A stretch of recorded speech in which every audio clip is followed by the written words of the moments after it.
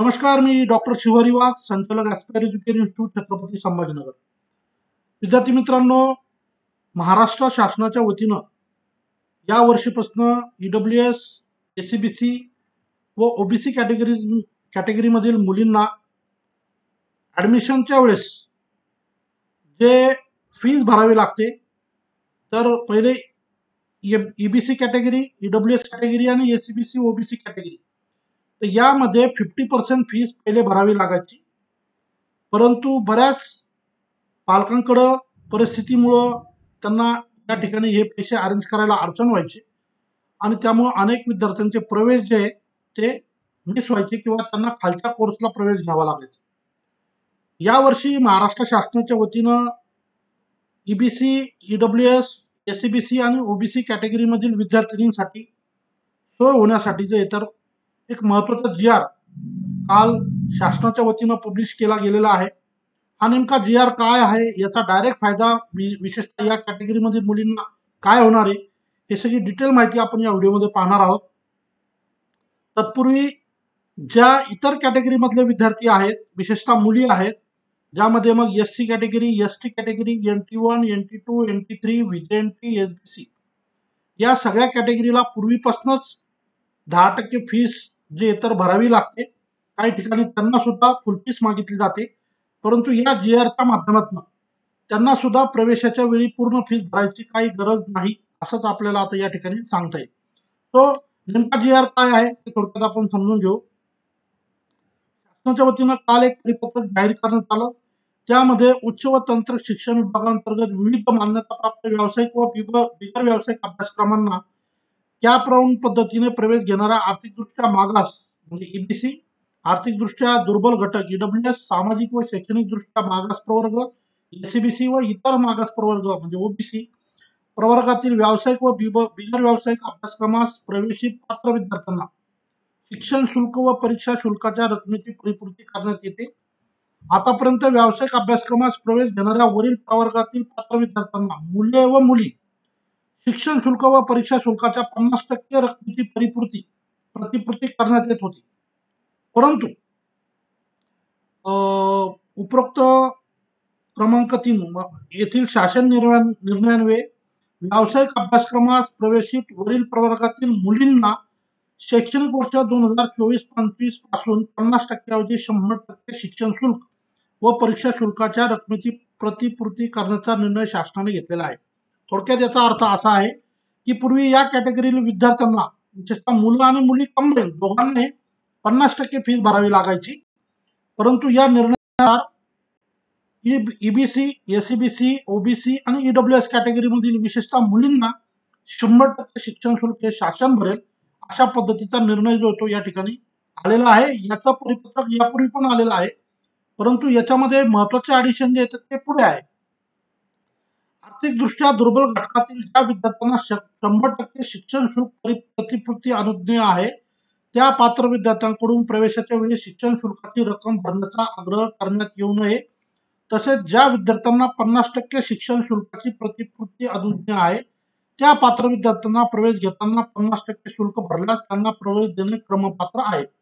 याचा अर्थ असा आहे की बऱ्याचदा जे प्रायव्हेट मेडिकल कॉलेजेस आहेत किंवा प्रायव्हेट BMS कॉलेज आहे, BS कॉलेज आहे, विशेषतः BMS आणि MBBSचे प्रायव्हेट कॉलेज, हे बऱ्याचदा या कॅटेगरीच्या विद्यार्थ्यांना सुरुवातीला पूर्ण अमाऊंटचा DT द्या, मग शासनाकडे शासनाकडून येतील तेव्हा आम्ही तुम्हाला देऊ किंवा शासन तुमच्या अकाउंटला देईल म्हणून बऱ्याचदा सुरुवातीला पूर्ण रकमेचा DTची डिमांड करतात आणि ह्या गरीब परिस्थितीतले विद्यार्थी अशा वेळी तो DT तिथं देऊ शकत नाहीत आणि पर्यायाने त्यांना खालचा कोर्स निवडावा लागतो आणि त्यांचं तिथला प्रवेश घ्यायचं स्वप्न अधुरं राहतं. या संदर्भात वारंवार जे DMER आहे किंवा CET सेल आहे किंवा महाराष्ट्र शासन आहे त्यांच्याकडे त्या वर्षी कंप्लेंट केल्या जातात. इव्हन दो ह्या कॉलेजची जी फीस ठरवणारी जी कमिटी आहे तर त्या कमिटीकडे सुद्धा जे फीस रेग्युलेटिंग ऑथॉरिटी आहे त्यांच्याकडे सुद्धा वारंवार या संदर्भात तक्रारी दरवर्षी होत असतात. कारण कॅटेगरीच्या विद्यार्थ्यांना किंवा इतर जे काय रिझर्वेशन ज्यांना ते लागू आहे त्यांना बऱ्याचदा पूर्ण फीसचा DT द्या असं काही कॉलेजवाले म्हणतात आणि ते मुलं त्या ठिकाणी तेवढी 10 लाखाचे 12 लाखाचे 15 लाखाची डीटी देऊ शकत नाही आणि म्हणून त्यांना ते ऍडमिशन घेता येत नाही आणि त्यांना खालचे कुठले तरी कोर्सेस मग निवडावे लागतात. हा खरं म्हणजे गुणवंत विद्यार्थ्यावर अन्याय होता. अशा पद्धतीचा या मुलांवर या वेगवेगळ्या कॅटेगरी मधल्या मुलांवर अन्याय होऊ नये म्हणून शासनाच्या वतीनं क्लिअर कट सूचना देणारा जी आर जो आहे तो सगळ्यांसाठी जो आहे तो उपलब्ध करून दिलेला आहे. आता इथं असं म्हटलेलं आहे, अशा पद्धतीने शिक्षण संस्थांनी आर्थिकदृष्ट्या दुर्बल घटकातील पात्र विद्यार्थ्यांना प्रवेशाच्या वेळी शिक्षण शुल्काची संपूर्ण रक्कम भरावी असा आग्रह धरल्यास किंवा मागणी केल्यास अशा संस्थांविरुद्ध कारवाई करण्यात येईल अशा प्रकारची सूचना क्रमांकावरती असेल. येथील परिपत्रांद्वारे यापूर्वी सूचना दिलेल्या आहेत. असे असताना राज्यातील काही शिक्षण संस्था विद्यार्थ्यांना प्रवेश देताना प्रवेशाच्या वेळी शिक्षण शुल्क भरण्याचा आग्रह धरत असल्याच्या किंबहुना शुल्क भरल्याशिवाय विद्यार्थ्यांना प्रवेश देत नसल्याच्या तक्रारी विद्यार्थी व पालक, विविध संघटना व लोकप्रतिनिधी यांच्याकडून प्राप्त झालेल्या आहेत. फक्त हे एवढ्याच कॅटेगरीच्या मुलांना हा त्रास आहे का? तर नाही. जवळजवळ सगळ्याच कॅटेगरीच्या मुलांना पूर्ण अमाऊंटचा डीटी द्या, परत तुमचं ऍडमिशन करून घेऊ अशा पद्धतीची आडमुठेपणाची धोरण काही कॉलेजवाले अवलंबतात. याशिवाय बरेचसे कॉलेज विद्यार्थ्यांना सिक्युरिटी डिपॉझिट अमाऊंटची डिमांड करतात, जिम फीसची डिमांड करतात, हॉस्टेल डिपॉझिटची डिमांड करतात, वेगवेगळ्या हेडखाली वेगवेगळ्या पद्धतीच्या डिमांड करतात. म्हणजे काही काही कॉलेजनं तर हाईट केलेली आहे. एका बाजूला त्यांची जी फीस आहे ती 8 लाख आहे आणि इतर जी फीस त्यांच्याकडे भरावी लागते ती सुद्धा 8 लाख आहे.